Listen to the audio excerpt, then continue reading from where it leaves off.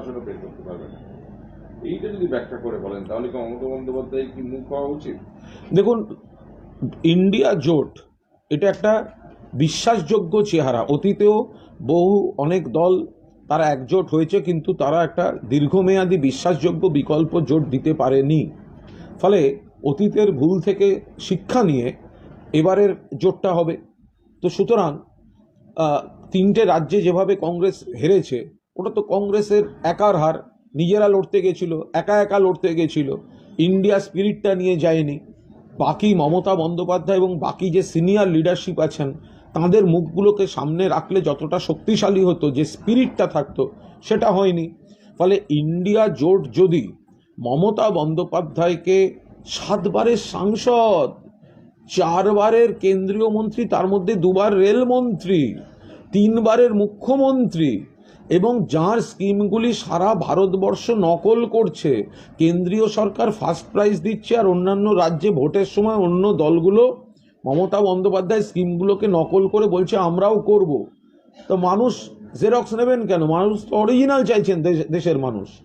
ফলে মমতা বন্দ্যোপাধ্যায়ের মুখ একদিকে উন্নয়ন, একদিকে বিরোধী নেত্রী, একদিকে দক্ষ প্রশাসক, সেই সব মিলিয়ে মমতাদির মুখ এবং অভিজ্ঞতাকে সামনে রেখে যদি ইন্ডিয়া জোট, এবং যিনি বিজেপিকে হারাতে পারেন, প্রতিষ্ঠিত, বিজেপি সর্বশক্তিতে চেষ্টা করেও 2021-এ কিন্তু বাংলায় জিততে পারেনি। মমতা বন্দ্যোপাধ্যায় একদিকে বিরোধী নেত্রী, একদিকে বাংলার মুখ্যমন্ত্রী, দক্ষ প্রশাসক, একদিকে উন্নয়নের কাণ্ডারি, অন্যদিকে বিজেপিকে যে হারাতে পারে সেরম একটি মুখ। এই বিশ্বাসযোগ্য মুখ যদি সামনে রেখে এবং মমতা বন্দ্যোপাধ্যায়ের অভিজ্ঞতা এবং দেশের অন্যান্য সিনিয়র নেতৃত্বের মুখকে একসঙ্গে রেখে যদি ইন্ডিয়া জোট লড়ে, সেক্ষেত্রে বিজেপি 3 অঙ্ক পার হতে পারবে না। 3 অঙ্ক। কিন্তু এটা তো কংগ্রেস মানবে কেন? এটাই তো মূল সমস্যা। বারংবার তারা চাইছেন রাহুল গান্ধী। তাদের ব্যাপার, তারা তো নিজেরা লড়ে তিনটে রাজ্যে তো নিজেদের মুখ পুড়িয়েছে। ফলে তাদের দৃষ্টিভঙ্গি, তাদের স্ট্র্যাটেজি, তাদের নীতি, সেটা যে বিজেপিকে হারানোর পক্ষে যথোপযুক্ত নয়, সেটা তো ইতিমধ্যেই প্রমাণিত। তাদের পরাজয়ের গ্লানি, শেষ পর্যন্ত সেই গ্লানি কাটিয়ে ইন্ডিয়ার জোশ ফিরেছে মহুয়া মৈত্রর রক্তক্ষরণের মধ্যে দিয়ে। যেদিনকে মহুয়াকে এক্সপেল করলো বিজেপি, সেদিন আবার ইন্ডিয়া জোট, অর্থাৎ তৃণমূলের রক্তক্ষরণ, তৃণমূলের ত্যাগের মধ্যে দিয়ে ইন্ডিয়া জোটে আবার প্রাণ প্রতিষ্ঠিত হলো। ফলে কংগ্রেসের ভুল, কংগ্রেসের জমিদারি নীতি, এগুলো চলবে না। কংগ্রেসের জমিদারি নীতির জন্য 3টে রাজ্যে গিয়ে মুখ পুড়েছে, তাতে ইন্ডিয়া জোট নিয়ে মানুষের কোয়েশ্চেন তৈরি হয়েছে। অবিলম্বে সেই ভুল কংগ্রেসকেই শোধরাতে হবে, এবং মমতা বন্দ্যোপাধ্যায় সহ অন্য যে সিনিয়র নেতারা রয়েছেন তাদের মুখ রেখে ইউনাইটেডলি একটা সংঘবদ্ধ ইন্ডিয়া বিকল্প জোটের স্পিরিট সামনে রাখতে হবে। কালকে জোট ইন্ডিয়ার বৈঠক, তার আগে গুরুত্বপূর্ণ মুখপাত্র বাংলা থেকে বলছেন যে মমতা বন্দ্যোপাধ্যায়ের পক্ষে রাখতে হবে। এটা তো একটা কোথাও একটা কি বিভাজন রেখা তৈরি করবে না? কোনো বিভাজন রেখা তৈরি করবে না। সবাই বুঝবেন, যারা বাস্তব বুঝবেন তারাই এটা মানবেন, যারা বাস্তব বুঝবেন না তারাই তো মধ্যপ্রদেশ, তারা পড়ে নিন রাজস্থানের কি হয়েছে, মধ্যপ্রদেশে কি হয়েছে, ছত্তিশগড়ে কি হয়েছে, কংগ্রেস কি করে হারলো। নিজেরা লড়তে গেছিল, হেরেছে। তাহলে সেই ভুলগুলোকে তো শোধরাতে হবে। ইন্ডিয়া জোট যদি হয়ে থাকে তাহলে জোটের স্পিরিটটা তো রাখতে হবে। জোট যদি হয়ে থাকে তাহলে বিজেপিকে পাল্লা দেওয়ার মতো নেতা বা নেত্রীর মুখকে তো সামনে রাখতে হবে, দেশের মানুষকে তো দেখাতে হবে যিনি বিজেপিকে হারাতে পারেন এবং যিনি উন্নয়নও প্রত্যেকটা পরিবারে দেশের প্রত্যেকটি প্রান্তে পৌঁছে দিতে পারেন। সেদিক থেকে নিশ্চিতভাবে মমতা বন্দ্যোপাধ্যায় সবার থেকে এগিয়ে। বলছি, হোয়াই নট রাহুল গান্ধী? রাহুল গান্ধী কংগ্রেসের শীর্ষ নেতা। রাহুল গান্ধীকে আমরা কাউকে ছোট করছি না, কাউকে বড় করছি না। আমাদের পরিষ্কার বক্তব্য, 3টে রাজ্যে কংগ্রেস তাদের নিজেদের মতো লড়েছিল, নিজেরা ডুবেছে, ইন্ডিয়াকে নিয়ে প্রশ্ন তুলিয়ে ছেড়ে দিয়েছে। ফলে কংগ্রেস 2014 সালে সুযোগ পেয়েছিল।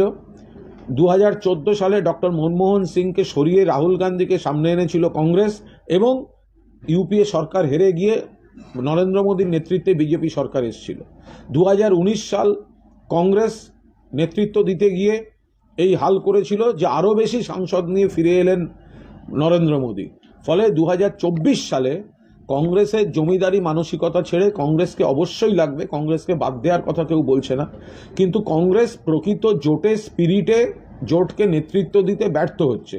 হয় কংগ্রেস তাদের ভুল সংশোধন করে নিয়ে যথাযথ মুখগুলিকে সামনে রাখুক, সেক্ষেত্রে আমাদের এই কথাগুলো বলার দরকার পড়বে না। কিন্তু মানে রাহুল গান্ধীর ড্রব্যাকটা কোথায়, মানে শুধুমাত্র 3 রাজ্যে হার বা মোদীর উত্থান? রাহুল গান্ধীর মমতা বন্দ্যোপাধ্যায় আজকের দিনে দাঁড়িয়ে দেশের কার্যত সবথেকে বেশি অভিজ্ঞ জননেত্রী, যিনি 7 বারের সাংসদ, 4 বারের কেন্দ্রীয় মন্ত্রী, 2 বারের রেলমন্ত্রী, 3 বারের মুখ্যমন্ত্রী।